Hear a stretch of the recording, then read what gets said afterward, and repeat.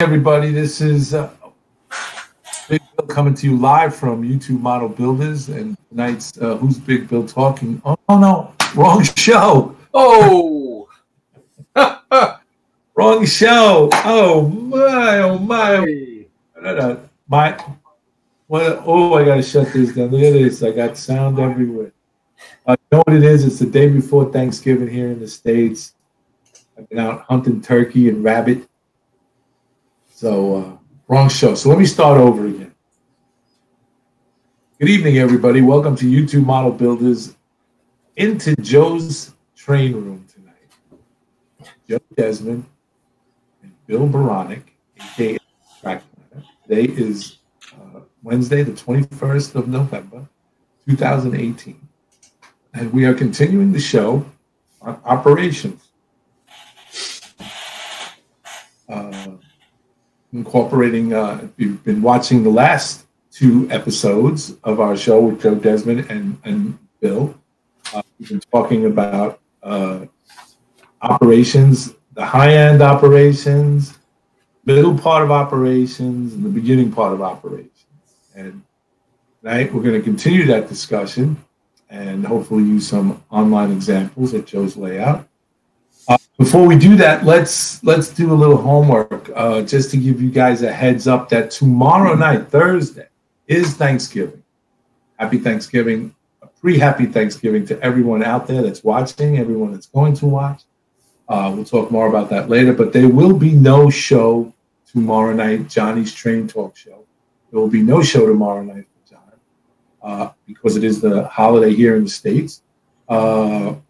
So he will not be doing it, and otherwise he's not feeling too well on top of that. So, but he will be back the following Thursday with Johnny's Train Talk Show at 9 p.m. Eastern Central Time, 10 p.m. Eastern Standard. And then let's see, on December 11th, we will have the Fine Scale Show with Andrew, Miles, Ralph Renzetti, and Lloyd. They will continue. Last time we didn't. We canceled the show. That was due to a work schedule conflict. We had to make the cha-ching, so we couldn't participate in the fine scale. We had to put food on the table and pay the mortgage. But we will continue on December 11th. On December 19th, we're back again with Joe in Joe's train room. And let's see what else. And then in December, we'll have Who's Big Bill Talking to with Wilma from Indian, I think it's Indian Head or Indian River. You guys know him. He does all the shout outs to everybody. We're going to have him. I'll have more information as we go forward with that. And other than that, that's what we're here. We're here tonight into Joe's train room. And just to give you guys a heads up, prior to when I came on live air, and I really loved it, what you saw was the new intro that John put together. I'm going to run it about 2-3 minutes ahead of time, so there is no sound to it. It's just a new I've been playing with and designed, and the out here at the corporate headquarters, we're always diligently working to bring model railroading the best to you guys in the community. So. That's what we were doing. Tonight's show is, again, with Joe Desmond and Bill Baronic. And Joe just came off surgery. He had his appendix removed. As you can tell, Joe's in recuperation mode. He's relaxing, taking it all in. And how was the surgery? Apparently, they got the appendix out. I don't remember anything. Oh, there you go. They said, "Here, take this." I woke up and I looked at the guy and said, "We're done already, aren't we?" He goes, "Yeah, you're done." Yeah, go home. But glad to see that you're better. Thank you. I'm feeling better. And we have Bill Baronic with us, a.k.a. the Track Planner. How have you been, Bill? Doing very well. Very busy. No more golf, right? No, well, yeah, I played a week ago. I could have played today. It was 60 degrees out here in Colorado today. Nice. Well, but I didn't. Okay. Spent the day with my wife. How was that, guys? Yeah, that's it. That's how you stay married 52 years. God bless you. God bless you. God bless you. 52. I'm coming up on 46. Yeah, That ain't too bad either, buddy. you guys like Joe. You guys are just rookies at it right now. Yeah. All right, so Joe, what's on tap for tonight? So our topic tonight is going to be slowing down your operations. So me and the track planner, we put together a nice little show for you.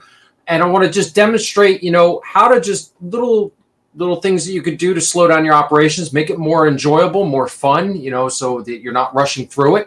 And these are little tips and tricks that can be implemented on a big room size layout or a small 4x8. Okay.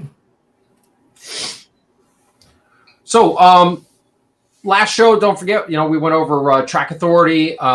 We went over timetables. We're just giving you ideas of, what to do once you get out on the main line, incorporating some paperwork and stuff just to, vary up the op session and stretch it out a little bit. So tonight, a couple different topics we're going to go over. And what I'm going to do now is the first thing I'm going to show you how to do a scale track.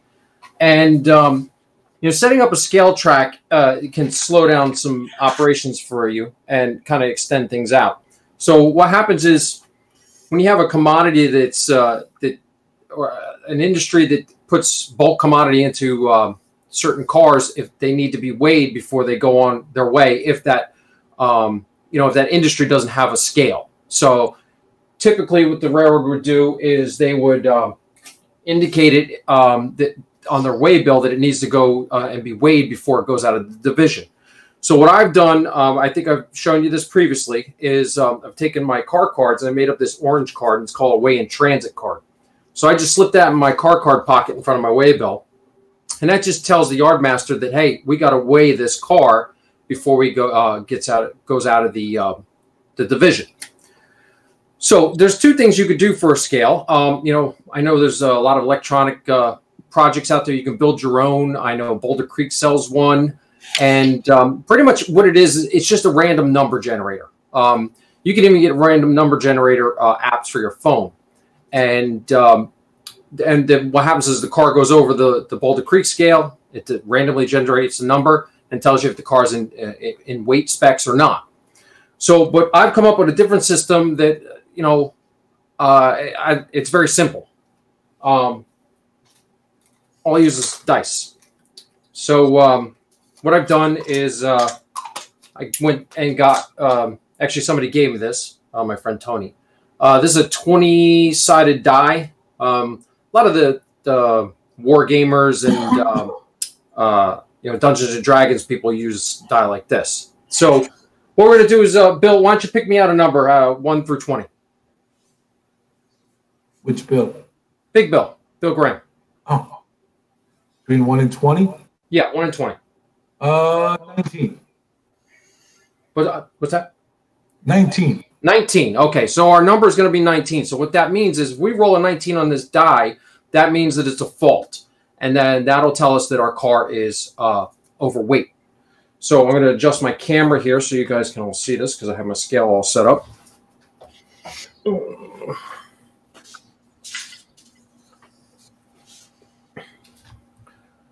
So as you can see, number 1913's got 3 cars that's got to be weighed. So the first one is in the line is this card here. That's 49051.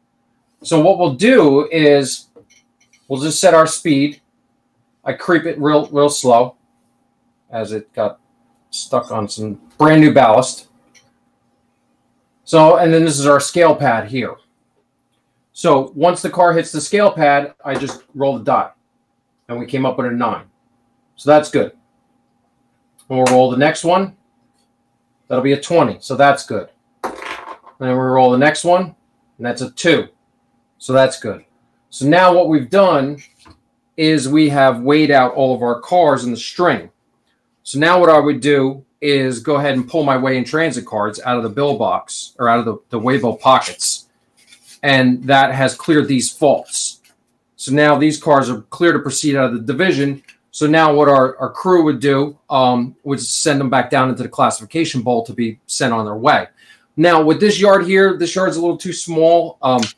Well, no, it is or it isn't. But you could run 2 crews if you have a big enough yard where you can have one crew running the scale, and you can have another crew running your classification. So it gives you another position to add, and also slow down operations a little bit because you have to clear these cards.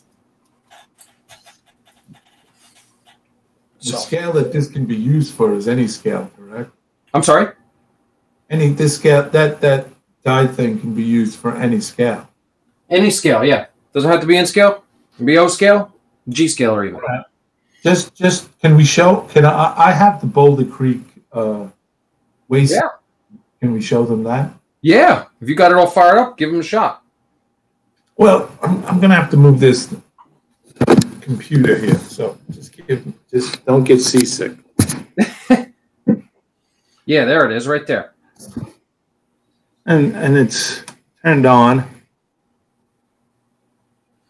Now when we go above it, I don't have any engines hooked up, but when we start to roll the said car over it, you will see. There you go.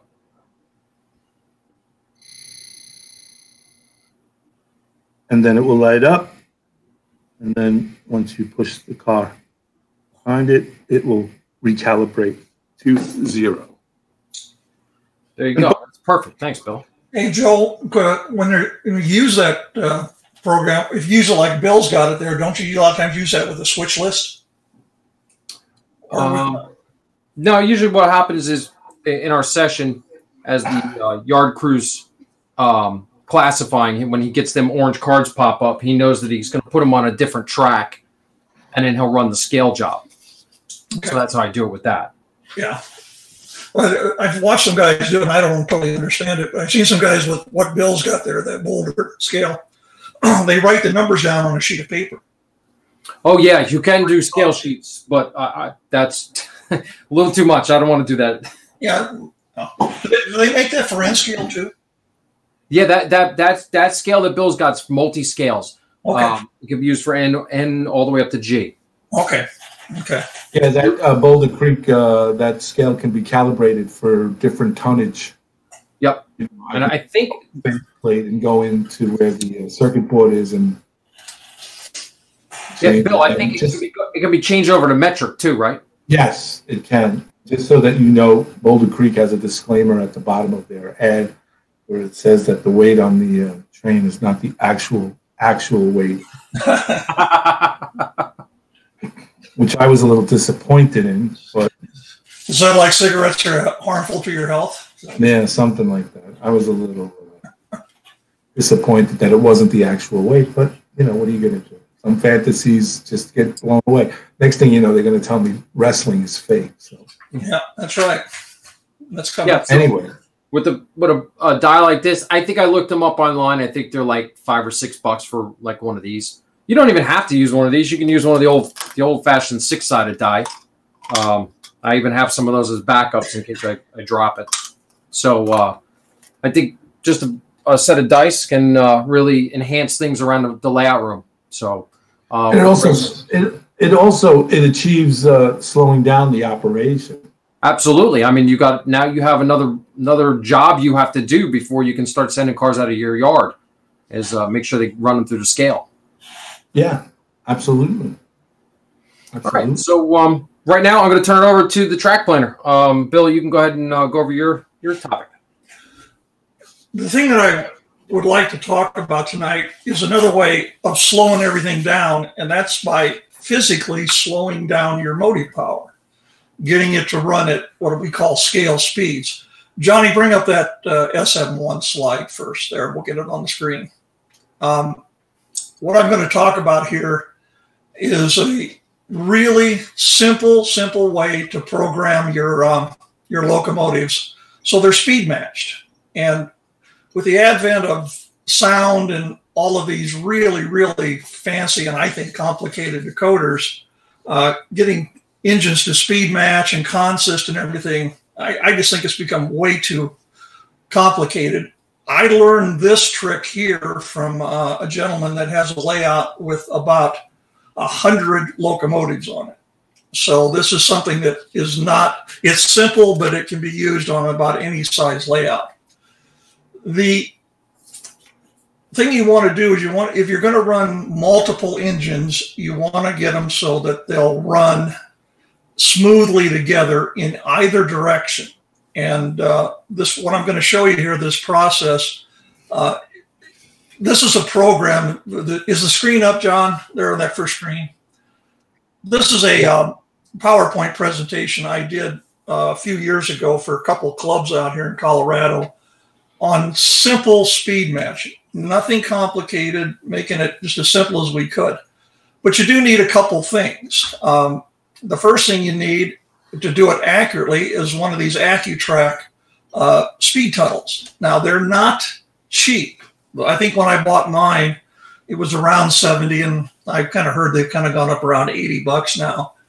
But if you want to do prototype operations and you want your trains to run at scale speeds, and that's the important word, is scale speeds, this is the way to do it in conjunction with Decoder Pro. So you need this here where you got to spend some money, and then you got Decoder Pro where you don't have to spend any money at all. Between those two, as you'll see as I go along here, you'll be amazed at how easily and how well you can program the locomotives and that. Go to slide SM2, John. There. This is the advantages of this speed tunnel. First of all, the speed tunnel, same thing as what Bill talked about with that boulder weight scale. This can be set up for either N scale or HO scale, either one it'll work with. And the thing we're trying to get off of this is the scale miles per hour that the train is running there. You have to set some standards for your layout. On my layout, the standards I set was very simple. I wanted the engines to start on speed step 1, and I never wanted them to run over 35 to 40 scale miles per hour. That was the total limit of it. I wanted them to start on speed step 1, and I found out with experimentation that usually you wanted to try to get them to start and run, excuse me, between 3 and 4 miles an hour. That was a good point to go. With this speed tunnel, you can do that.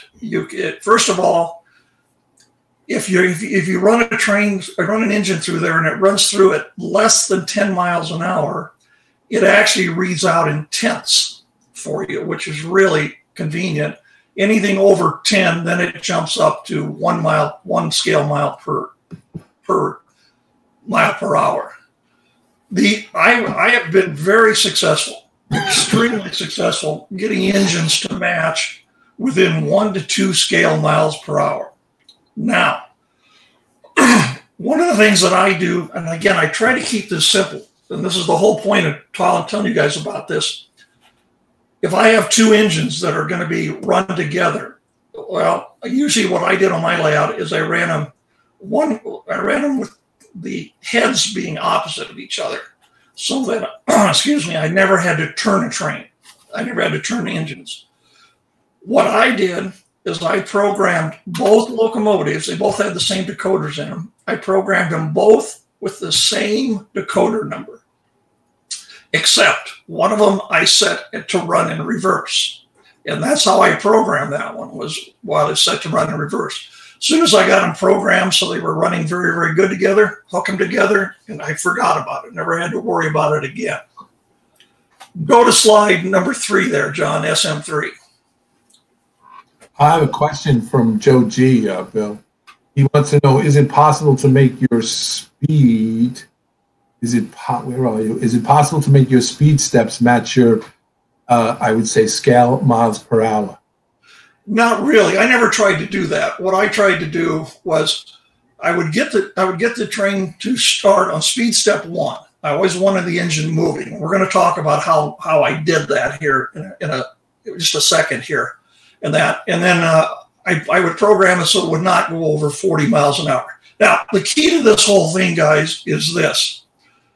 A lot of these decoders nowadays have gotten so complicated that you've got all these CVs they want you to program. For my layout, I bought the simplest 6-function Digitrax decoders I could find.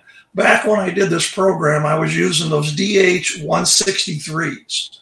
I think they've been replaced by 2 or 3 different ones. The key to it is if you can get in Decoder Pro to this screen you see on the screen right now where it says example, where all I'm programming is 3 CVs, CV2, CV6, and CV5. That's all you have to program. You don't have to touch any other one.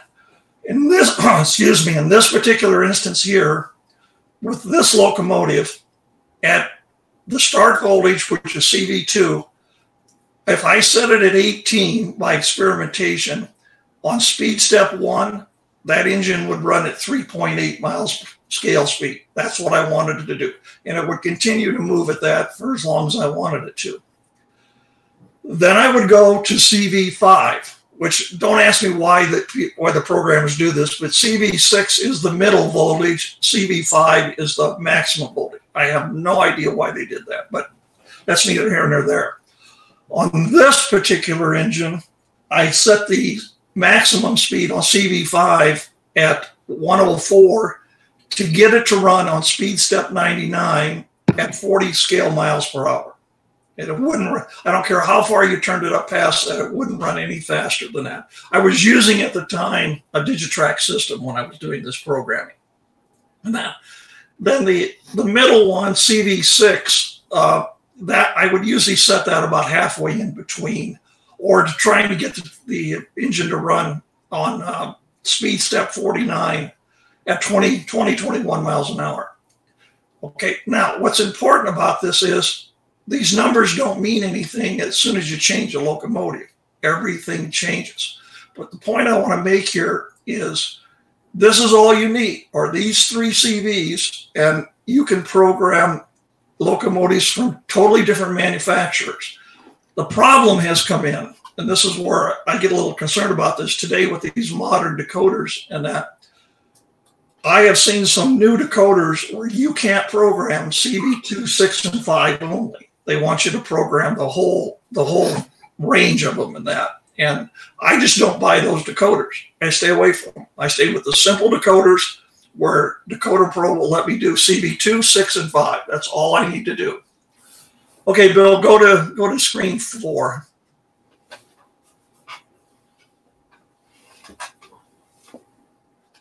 Okay, what this is, and this is kind of interesting. I wanted to point out with this chart how the numbers change. First of all, in the first column, you'll see the manufacturer of the locomotive. Second column is the decoder that I was using. Third column was a kickstart. Now the kickstart, once in a while on certain manufacturers, I don't even know what CV kickstart is, but you would have to program the kickstart. It only goes 1, 2, and 3. I think that's the only one you can program them in. But the kickstart would call us a little rush of voltage to the engine, and it would get those big dynamic brass things in there spinning. So as you see on that one proto there, I had to set the kickstart at 1 to get it to even start turning with the flywheels. The others, I didn't have to do that. But what I want you to be aware of is the last 3 columns where you see the speed step 1 speed through speed step 99. Okay. What's interesting is all those are reasonably close to each other. I got that lens one to go all the way down to 1.7.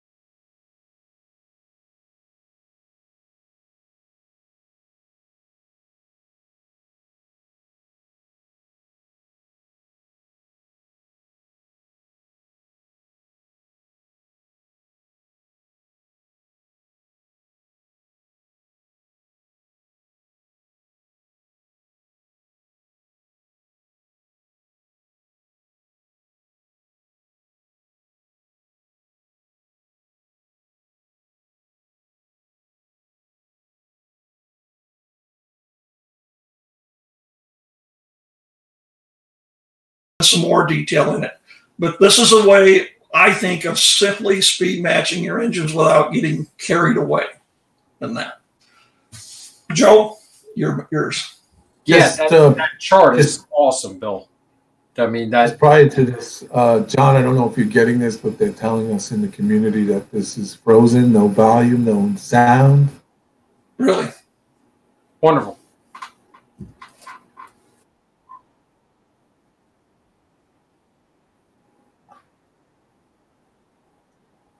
Hit the word live. I've been told by our director extraordinaire to hit the word live.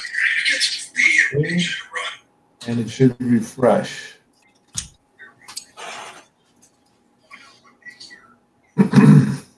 Okay, we're back now. It works now for me. It's up now. Missed the chart part.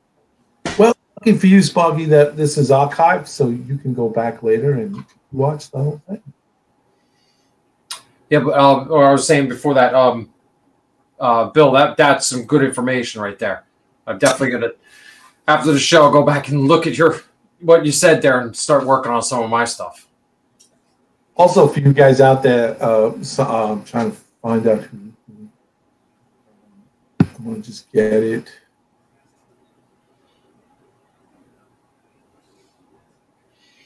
Okay, here it is. NESR says, guys, if you search Andy and Chris's Arduino tutorials, you will find the speedometer one. That's a show that was done here, I think, over the summertime. And it was quite a lengthy show. So, yeah, go back to our archive on YouTube Model Builders and go Chris and Andy, and you'll see the, you'll see how they did the Arduino thing and make the speed thing. All right. Got any other questions so far there, Bill? Right now, Sparky says, no, the chart part was the part that was frozen. Okay. Well, we seem to be back online. Either of you guys set yard locos different from road locos with speed curves or any other interesting configurations from Andy Crawford? I did not. I said whether I was a yard switcher or it was one of my road engines, I set them all identically the same.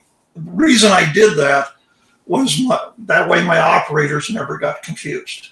They pretty much knew what the engines were going to do. One of the things, this is fairly common if you hold off sessions and you get more than 2 people at an off session, you'll find that human beings, their internal clocks are different. And what seems to be running slow to some people, to me, is like a Indianapolis 500 race. Uh-huh. And I've said it numerous times. I'll just say it again tonight one more time.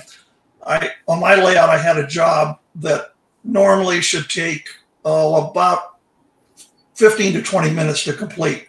There was a turn. I had one gentleman complete the job in 7 minutes, completely done and finished. There, it was like running slot cars for him. I had another gentleman do exactly the same job, and it almost took him 25 minutes. Same job, same number of cars being switched, everything's the same. 2 different people with 2 different internal clocks. And then by taking these engines and setting your top speed at whatever you want. I operate on one layout where the top speed is 30 miles an hour. Nothing runs over 30, scale speed of 30 miles an hour. You can turn that throttle way up till it stops, and the engine's not going to go any faster than the scale speed of 30. I set mine at 40, which seemed to be I had a lot of elevation changes on my layout, and that 40 seemed to work well when we were pulling trains up hills and things like that. Okay. It's just it was a simple way to speed match locomotives that you didn't have to get carried away. You didn't have to read the manual 14 times, or watch 6 or 7 YouTube videos. You can learn this very, very easily, very quickly. Okay, here, just to go over this, it seems that when the screen froze, that everybody apparently, Sparky 107 says, was it just me, or can Bill do the chart screen explanation again? Or was it just me that missed it? And then Hastings BNSF N-scale modeler says I had the same issue. John Dilly says he missed it also. So would it be able to just briefly go over the chart again, Bill? Yeah, I mean, I have no problem doing that. Is it up, Johnny? Okay. Okay.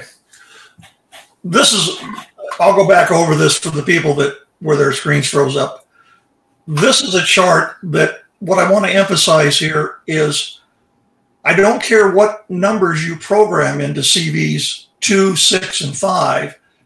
We want to get the speeds of the locomotives to match up. So we want to, again, I want the engines moving at speed step 1. So I kind of set from 3.5 to 4 miles an hour is where I want them to go. Then I didn't want anything to run over 40 miles an hour scale speed, so I set that.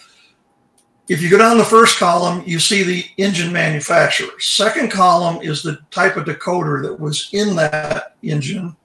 The third column is a kickstart. What happens there is on some manufacturers, the flywheels are big and heavy, and the electrical impulse, the voltage that you give to the engine, sometimes won't start the flywheels turning. So you have to put in a number into a kickstart CV. And I'm sorry, I don't remember what that CV number is, but you can only put in, I think, 1, 2, or 3, and it just gives a little extra jolt to the engine. On that one engine, that Proto, I had to do that there. The rest of them, I didn't have to do that. But what I want to make a point of is if you look at the top one, that was a DH-163 decoder from Digitrax. I got that engine to run at 3.6 up to 41 scale miles per hour. And I programmed CV2 23, CV6 81, and CV5 128. Go down to that Athearn, the third from the bottom, it had a DH-123 in it. I had to program it at 41 just to get it moving on speed step 1, where the one at the top moved on 23. Then I only had to go to 95 to get it to run at 41 scale speed. The point of this whole being was those two engines, I could put those two engines together and they would run almost absolutely perfectly together there. But their CV settings were totally different. They weren't even close to being the same thing. I couldn't have done this without using the speed tunnel. That's the whole key to this story, is you need that speed tunnel to tell you what the locomotive is doing. Now I'll give it back to you, Joe. Okay. It's good. Did they get it, Billy? I hope they did. Did you guys get it out there? Let me know. Let us know, actually. Right. But in doing operations such as this, I don't know if this is a question, but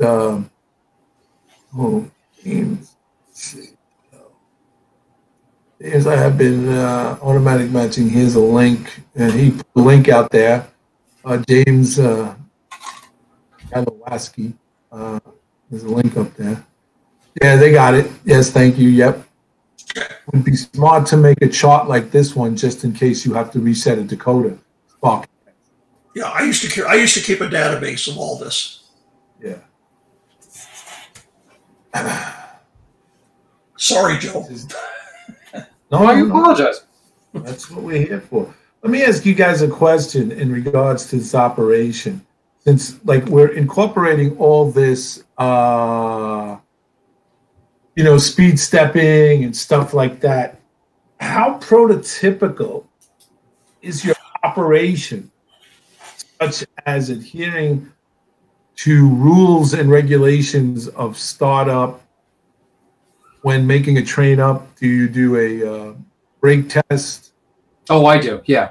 Do you do a rolling test? Do you blow two before you're proceeding out of the yard onto a switch? I take pauses. Well, actually, that was one of the topics I was going to get to after this, so I'll go touch upon it now. But yeah, when we roll out of the yard, we do an initial air brake test, and really the air brake test is really just taking like a 1 or 2 minute pause right. to simulate airing up the cars and then walking down and inspecting the train. So and then you have to set your air brakes, check your brakes to make sure they're set, then release your air brakes, make sure they're released before you, and then you have to set and do a running test. But yeah, we do that in my session just by taking time. Mm-hmm. Mm-hmm. And do you count the cars that are you given? Yeah, I mean, if there's I use an app on my phone that simulates, if you have 10 cars, you have to simulate a certain amount of time. So I don't really know how many minutes is good per car. So, well, it's always good to count. If you have your consist is 8, it's always good to have 8 cars when you're pulling out. Oh, yes, that is key. Yeah. Yes, I can tell you when I worked for the transit, I took a train out of 14 track, Coney Island Yard. It's the longest trains fit on them. I swear I had 8 cars, and when I got to the station, lo and behold, I was taking 16. Ooh. You want to screw up rush hour in New York City? That's the way to do it. So, the next thing I'm going to show everybody is defect detectors. Boulder Creek also makes a defect detector. I know you can make one electronically with an Arduino or some kind of setup like that. Also, you could probably just use a random number generator app on your phone to do it. And but for me, all I'm doing, again, I'm using the die. So the way it works is, Mr. Graham, I need a number. Pick me a number. 1 through 20 again? 1 through 20. Let's go with 5. All right, 5. So this unscenic portion of the layout, there will be eventually a defect detector here. So then what you would do is just run your track speed, and as you pass the point, just roll the die. So roll a 1, we have no defect. So then that means that you can continue on through. Now, if you want to increase your chances, you can roll it for each car that goes through to see if you kick out a fault, or you can just do 1 for the whole train. It depends on how you want to operate. So by picking the number 5, if you had rolled a 5, then there would have been a defect. There would have been a defect. You would have stopped the train. You knew how to inspect the train. Okay. So that's just another way of using the die as a random number generator. So, right. The die, you can use them for a bunch of different things around your layout if you need, to slow everything down. So I'm liking the way it works out. So one of the things, Joe, that one of the layouts I operate on out here the owner of the layout never operates during an op session. He's going around putting out fires all the time. As you know, being the owner and having an op session, that's what you do, is you put out fires. Well, one of his other things he used to do, the layout was modeled in about 1955, approximately. Okay. There. What he would do, unbeknownst to some of us, is he would take little folding cards and he would stick it right on the track, right on the main line. I happened to be running a train one day, and he had a scene where you went into a room and you come out of a room. This was a huge O-scale layout, about 3,000 square foot layout. You actually went into a room where there was a thunderstorm and lightning. It was really cool. And we went through this town.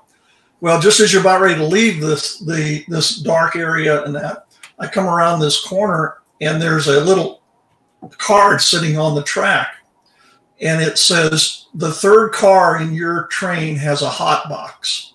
Oh, okay.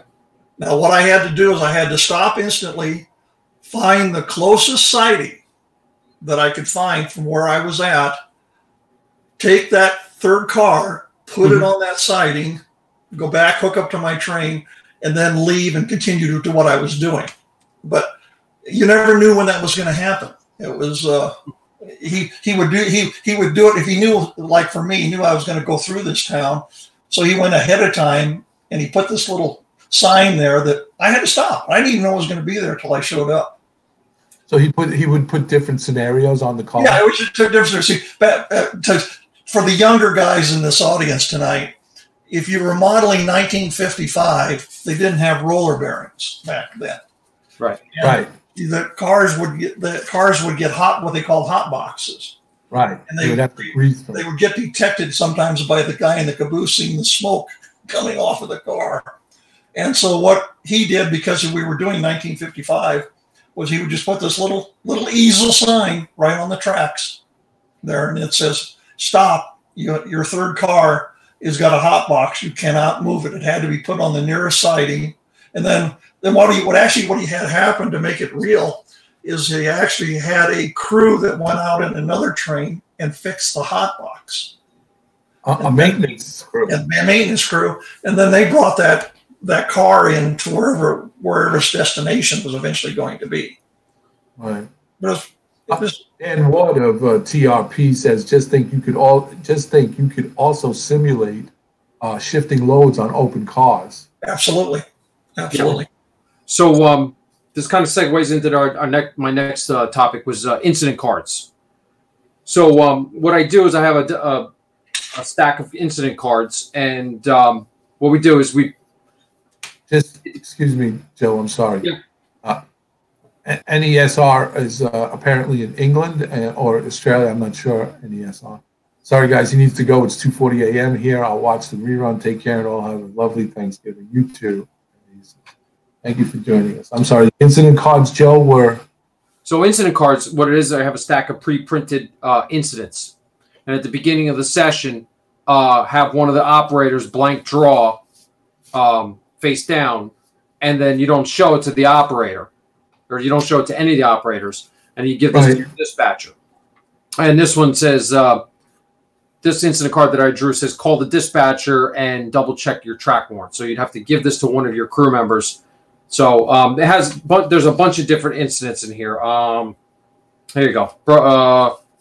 For example, John, can you pull up that PDF?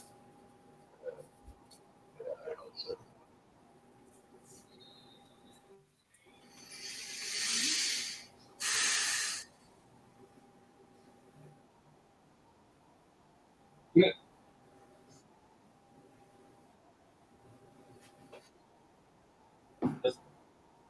I want the backside, please.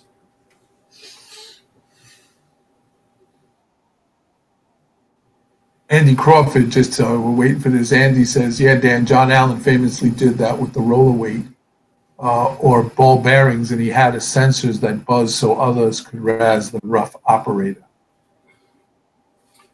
So these are just some examples of some of the cards that are in here.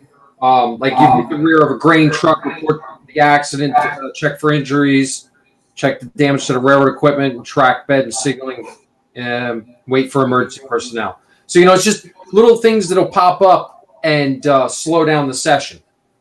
So you can use them how you want. You can either, there's certain cards that go to the crews and there's certain cards that go to the dispatcher. So it depends on which cards you draw. So, and that'll just help slow things down, make it a little more interesting. So it's not just everybody racing through to get their jobs done. Right.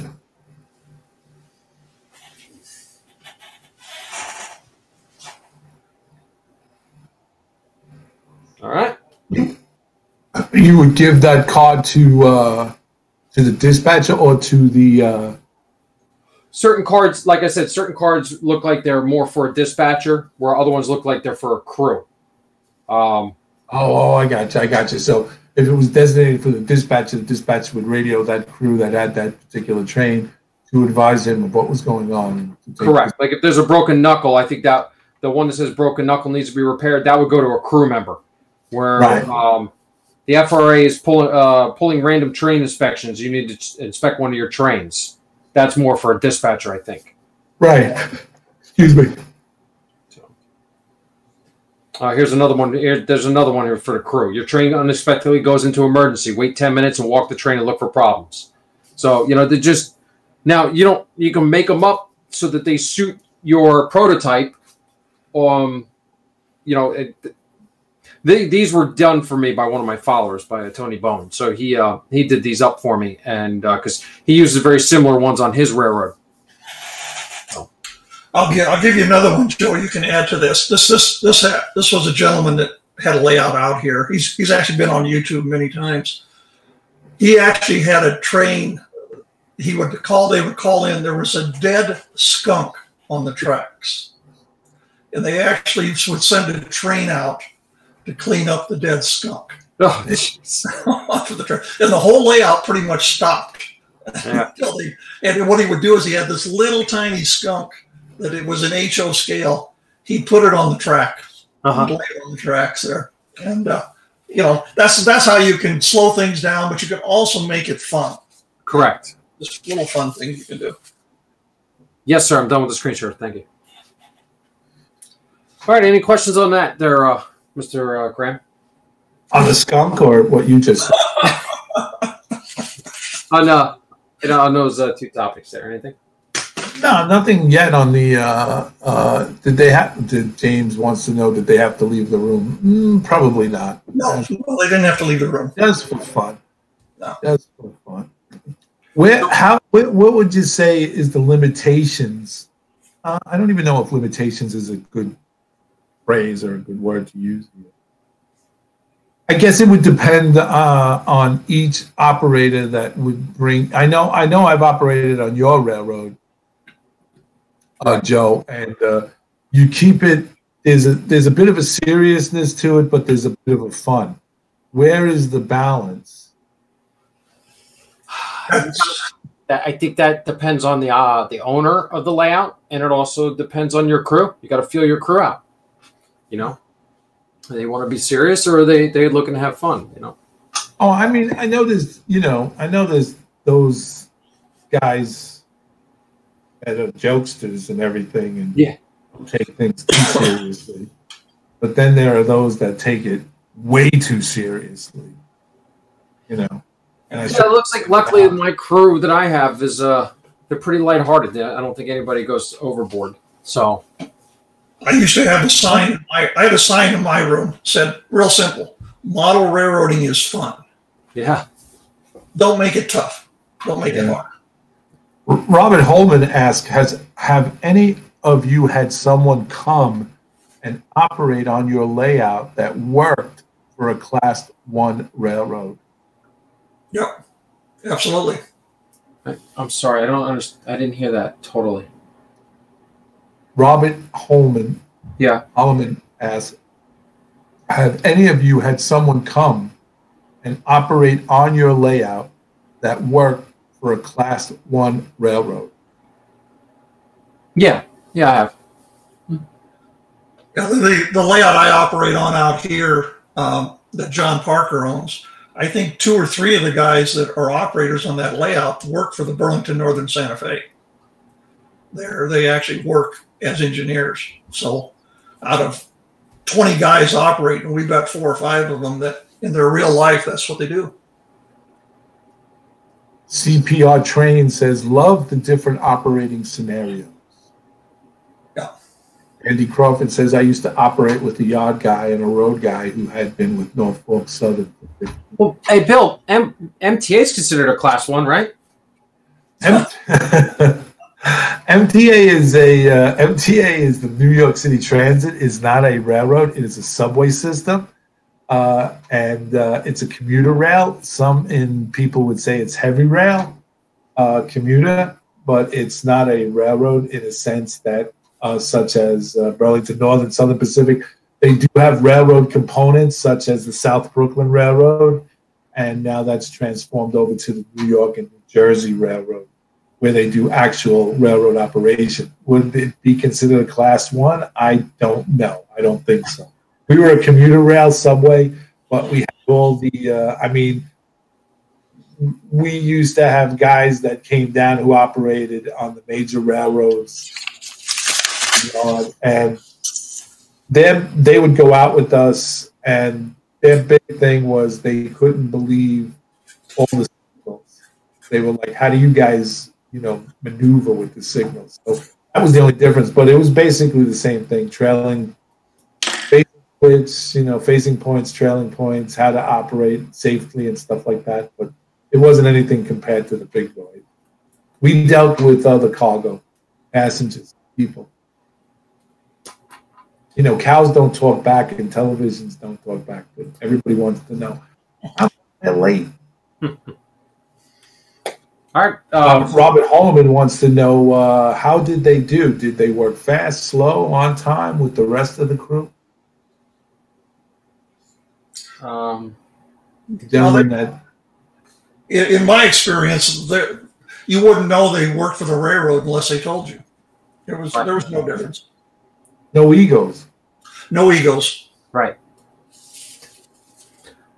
Should we talk about staging, Joe? Yeah, so the next topic we're going to do is staging. I think it's very vital, and I think Mr. Boronik has a wealth of knowledge on staging, so I'm going to let him talk to you about that, because I think that's really... we have this question. I don't want it to pass up. Sparky 107, 107s, they normally run faster. Time is money, and most will tell you that we're doing switching way too slow. I'd have to disagree with that, Sparky, because working in the railroad, regardless of whether it's that major railroad such as BSNN, and that you're on the clock, but I will tell you, you want to work much slower because you want to stretch that time to make the OT. So and working faster is just a precept to an accident waiting to happen. And most accidents on railroads happen in the last 15 minutes of your time on the clock, because you're looking to get out because you got, you're going out with the guys, or you got a date with the wife or your girl, whatever. So most on railroads, they don't really run that fast. It may look like it to people who don't know, but they're actually running pretty slow. Andy says, in my experience, they were the most laid-back operators, took their time, didn't pick on anyone, drank a lot of coffee, enjoyed themselves. Actually enjoyed chatting with their crew more than working on the railroad. And Sparky says, compared to real life, yeah, in real life, I know when I switched when I worked on the South Brooklyn Railroad, when I switched, we never switched fast. We took our time. Going fast is, that's why I made 30 years. Well, I think what we don't do well in this hobby, and I try to do it with the people I design for. I try to make them understand, or at least think in terms of, don't think of your model railroad as a model railroad. It's a real railroad. And if you think that way, you actually operate differently. If it's a toy to you that you just want to watch trains run around in a circle, that's perfectly fine. But if you're serious about operations and you want to do operations, you have to have a different mindset on it. Shall I do some staging stuff here, Joe? Take it away there, Bill. Johnny, bring up S1 there for me. This is not so much about slowing the railroad down as much as getting the railroad to operate, quote, like a real railroad. Thank you very much. Some of you, some of the younger guys that are watching this show, they don't remember or know much about John Armstrong. But John Armstrong was kind of the dean of track planners many, many years ago. If you go back and you look at many, many of John Armstrong's track plans, very few of them, if any, had staging yards. Staging hadn't even kind of come into this model railroad era back in John Armstrong's era. I think part of the problem, part of the reason for that is everything back then was DC. DCC wasn't even thought of at that time. And most of John's layouts were designed, I don't say this disparagingly, they were display layouts. They were designed to look very, very nice. Trains ran through scenes multiple times, and we were dealing with sometimes smaller areas. Today, it's changed. I can't remember the last track plan I designed that I didn't have staging. And I just finished one for a gentleman in New Zealand that is a shelf industrial layout. We have a 12-foot staging, 3-track staging yard attached to it. And this is just a switching layout there. What I want to go through on this slide is I kind of want to leave the impression about thinking about your railroad as the real thing. Staging expands your layout, and think in terms of beyond the basement, beyond the layout room, however you want to think about this. Staging allows your trains to go somewhere or allows them to come from somewhere. This is how you have to think about it there. Now, I'm going to stop right here for just a second because in a couple slides, I'm going to show you a very small, simple layout that has staging that completely changed the operations of that layout because of adding a simple 7.5-inch wide staging area to it. Let me continue. Staging allows layouts to operate prototypically. If you don't want your layout to operate prototypically, you just want to run trains, you don't need to worry about staging. You just want to watch trains run. But can I interrupt, Bill? Pardon? I'm going to interrupt you. I don't. That's not even true either. I don't think, though. I mean, if you want to run trains, I think a staging yard is kind of imperative. Well, it is if you want to do operations, prototypical operations. You know, I'm trying to say that for people who want to just rail fan their railroad, so to speak, I think staging is kind of imperative to have stuff ready to go. Well, it is, but a lot of times, funny thing that I find with my clients is a lot of them will say, "I think I want staging," but they have no idea where to put it. That's why they get a hold of me. I figure out the places the way to design it.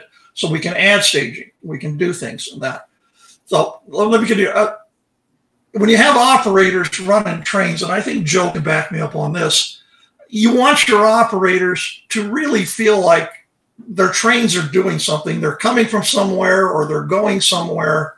They're just not running a train for the sake of running the train. There's a reason for that train to run. Absolutely. Staging yards are what helps that. Now, if you want to have the ultimate operational layout there where you can operate it prototypically, you want to put staging yards at each end of the layout so that what happens, and this is very important, I don't think this gets emphasized enough. Trains, when you have staging at both ends of a layout, trains travel through the scenes only once. Isn't that what real railroads do? You don't see real railroads running around through the scene 5 and 6 times. Yeah. It also creates the feeling that the trains are going and are coming from somewhere beyond the basement. Your staging yards are beyond your basement. That's the point I want to make. That's what I want to emphasize. Johnny, go to S2. These are the 3 types of staging yards that I usually design on layouts: stub end, run through, or automatic reversing ones. Now, the stub end ones I do because of usually space limitations. I don't like stub end staging because you can only run the trains once per op session when you run this, because you have trains set up to come out of staging. Usually, if you're running them correctly, then trains come back into staging. Once they come back into a stub end, the train is done for that op session. The run-through staging, I don't do a lot of that. I do on some layouts based on the configuration of the room or something like that there. What I like to design, and I try to design on most of my plans if I have the room, is the automatic restaging layout. And what that does is exactly what it says. You can run a train out of staging, you can run a train back into staging, and with the reverse loop at the end, the train automatically restages itself, and nobody has to touch it. There's no handling of the cars or nothing like that. One other point I want to make about this this picture that's up on the screen, and it's kind of something that sometimes people miss. All of the ladders that you see on these 3 different types of staging yards, those are what we call compound ladders. And the reason I design using compound ladders like this is I can put in 1 or 2 extra tracks, and I can lengthen the tracks by almost 1 foot or 2 feet by using compounding ladders, because you can make the length of the staging track much longer than just using a regular normal ladder where you're just butting up turnouts end to end to end. So that's kind of another little trick that we use in designing a layout so that you get more capacity for your staging tracks. Go to number 3, Johnny. Now, there's a person watching this show that recognizes this layout because I designed it for him. Okay? But originally, when I designed this for him, we designed it without the staging tracks. And you see those 3 purple tracks at the bottom. That is a total of 7.5 inches wide. And it connects to the main line down there in that lower right-hand corner. Before you add the staging on this, all this you could do with this layout was run trains in a circle, sort them in the yard, and then take them and maybe go switch a few of those industries up on top.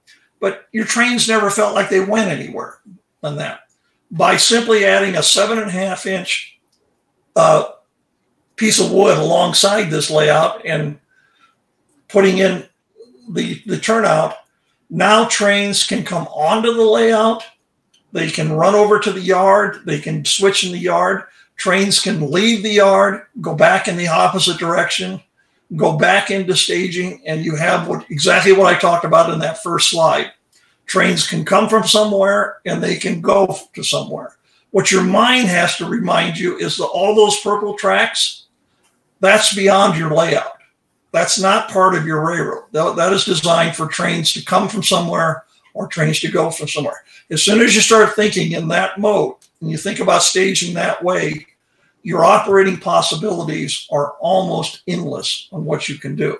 And the only limitation on this one simply is he could have 3 trains ready to come out at an off session, and he would put 3 trains away during an off session. But guess what? That was 6 trains he got to run just because of 3 tracks, 3 short staging tracks. That wasn't even counting doing the switching on the layout. Now, then again, you can see by the size, this layout was only 4 foot wide by 12 foot long. Go to the last slide, Johnny, number 4. I just wanted you to see this, guys, because I wanted to show you what the ultimate staging yard looks like. This is a layout that I did the track plan for. The layout was already built. I just simply designed the plan so we had the plan in digital format. This is a railroad that runs both UP and Burlington Northern Santa Fe. The UP tracks are 10 tracks wide, takes up 24 inches of space by 26 feet long. Oh, hey. That staging yard is 26 foot long. On the Burlington Northern side of it, there's 16 tracks, and it's 4 foot wide, and that is also 26 feet long. And during an off session, when we operate on this layout, we never quite get to run all the trains. We never quite get through all of the trains. But this is a staging yard that is separate from the layout.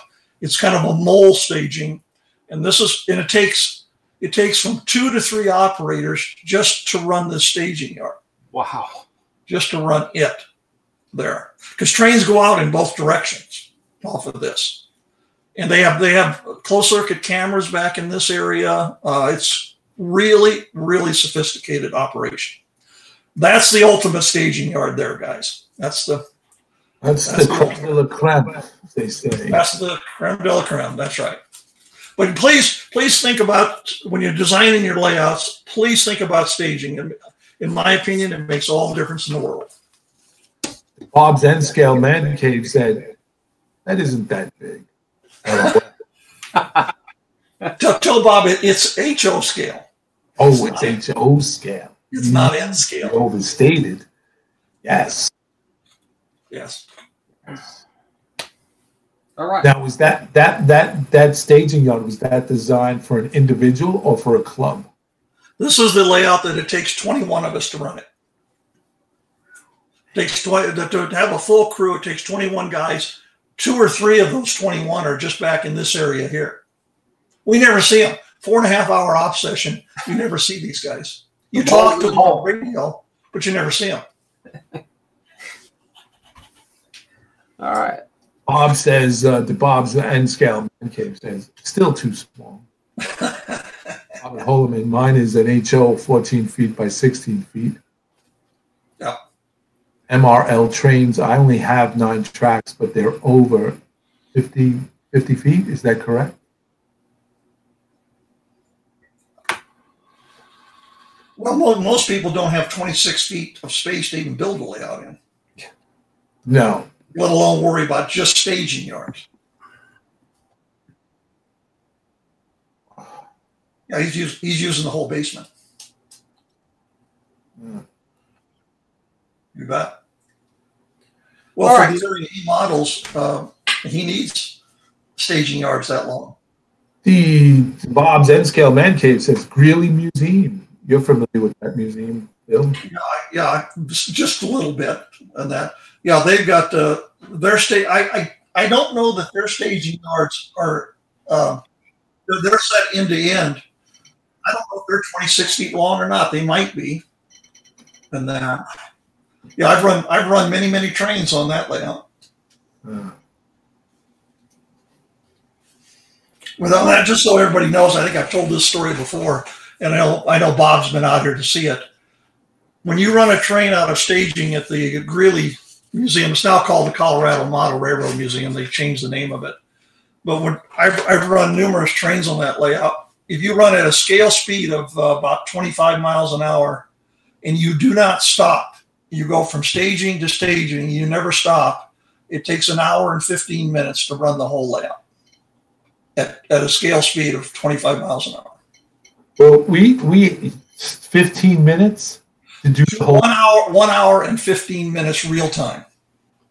Oh, okay. Because we out here in on the East Coast in Union, New Jersey. There's the Union Model Railroad Club, and they just expanded a couple of years ago and added a building. And for them to set a train from one end of the station and loop the whole entire thing takes an hour in real time, an hour and 35 minutes. Yeah. If they run at scale speed, it can do that. Right. At the museum there, when we were hold op sessions, we would hold sometimes 5-hour op sessions over there, and I very seldom ever on an op session ran more than 2 trains during an op session. Yeah. All right. Go ahead, Joe. So now we're going to go over with everybody's, the steps to take when you're switching. So, there's certain things that need to be accomplished in order for you to move cars. Setting handbrakes, pulling uncoupling levers, doing that stuff. That all takes time. It takes time for the conductor to get off the locomotive and walk back and get in position to do all that, setting the handbrakes.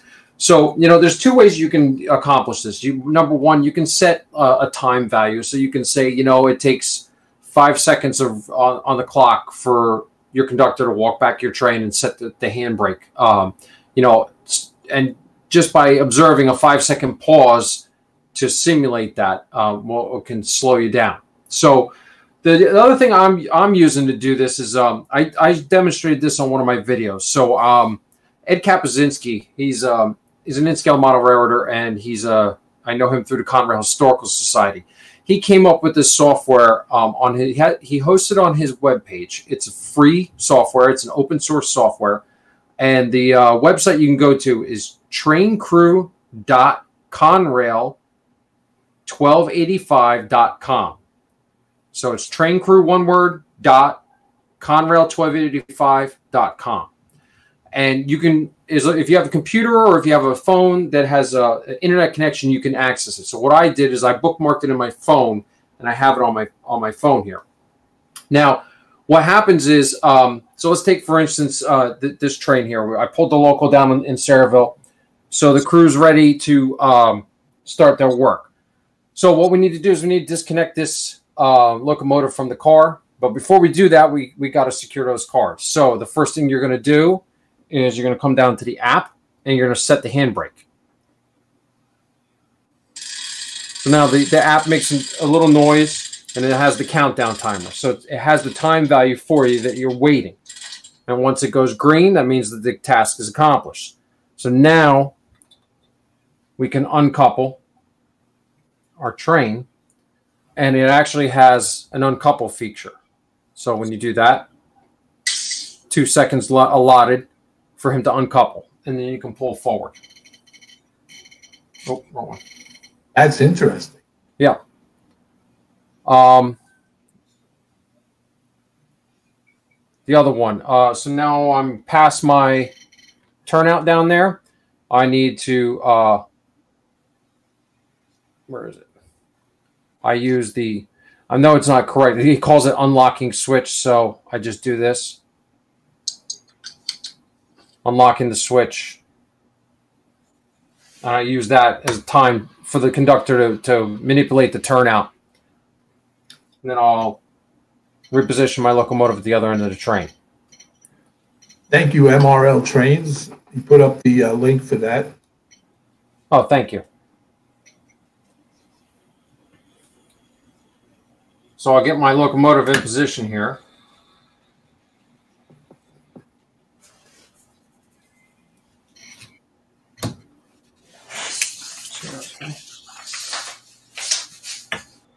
I'll use the unlock switch function again.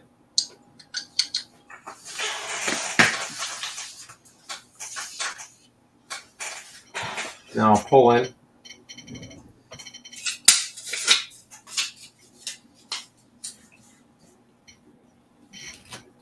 And then we will couple and connect. That gives you a countdown timer on it. Oops, sorry, I'm off camera. Sorry about that. So now we have to go back and release our handbrake that we set.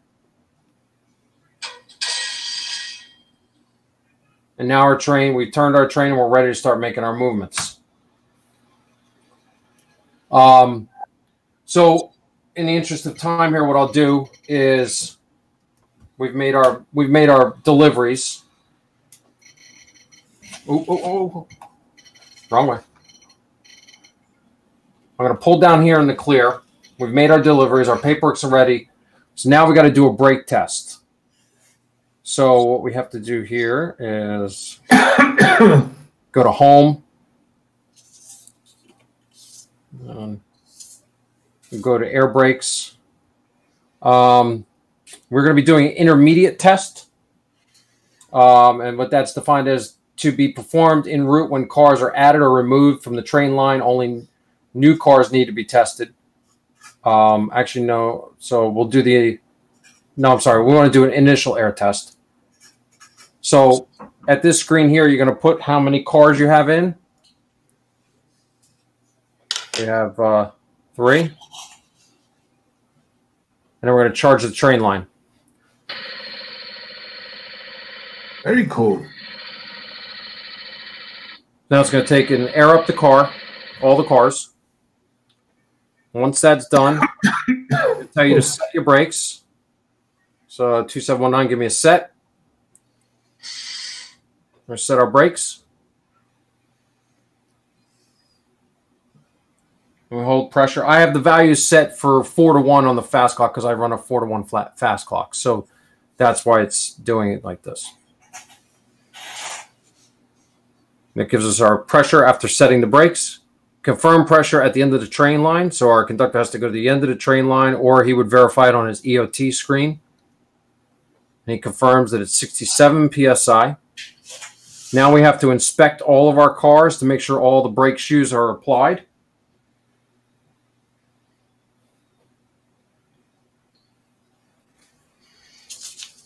So as you can see, just doing an initial air test like this can add a lot of time to your and enhance your operations. Yeah, absolutely. Then we have to release. Brakes are released. Now we have to inspect all the cars to make sure that our brake shoes are released.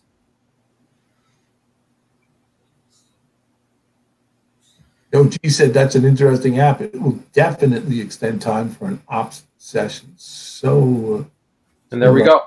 Our test is successful, so our air brakes test is complete, and we're all set to go back. So, you know, just stuff like that, it adds and it enhances your operations, adds a little more fun, and, you know, it slows it down, you know, because you're simulating the real thing. So, someone said trying to find it. Question? Yeah, I'm trying to find it. I think it was Brian W. said that. He says you got him psyched. Oh yeah, Brian W. said Joe Desmond gave me the ops bug. Brian's one of my operators. Yeah. So and stuff like that. It's pretty cool stuff. I mean, you can really dive deep into this, and it's not rocket science or brain surgery.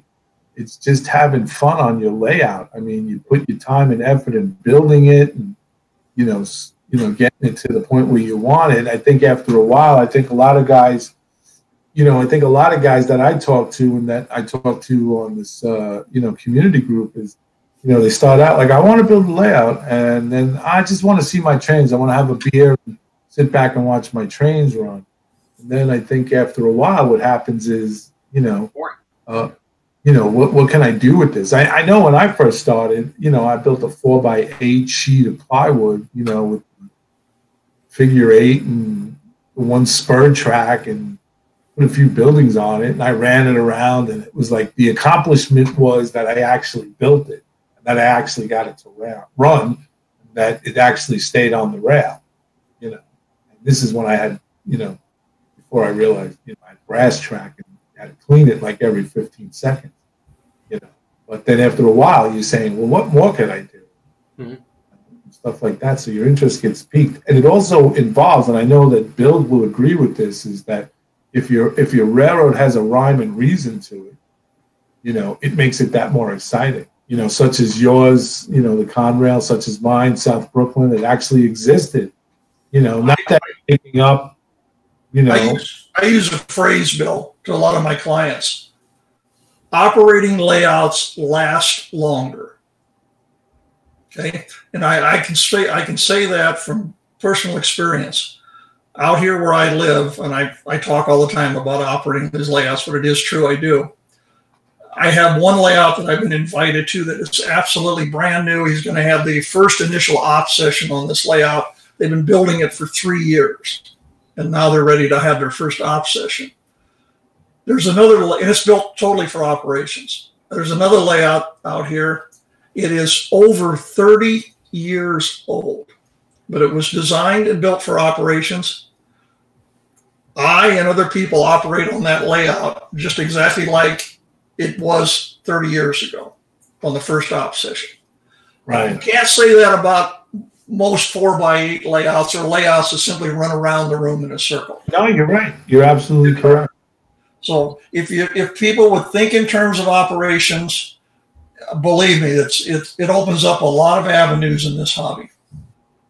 It also opens up a lot because if you have one design, if you have, what's the idea? If you start out by saying, okay, this is what I want to do, you just want to run a train, so you go and you build this layout. What happens is you start running into design situation layout, laying the track, and it doesn't work. And then what happens is you get frustrated and you tend to walk away from it.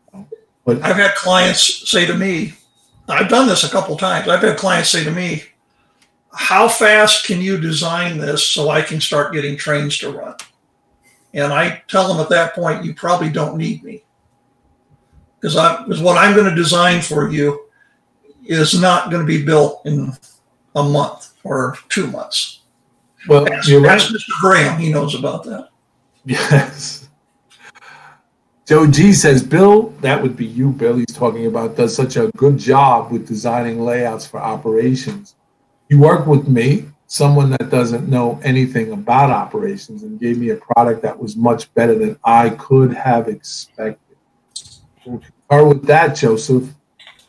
Andrew Crawford says, I'm totally copying that site code. That would be easy to modify and just run it locally on the Raspberry Pi that runs JMRI.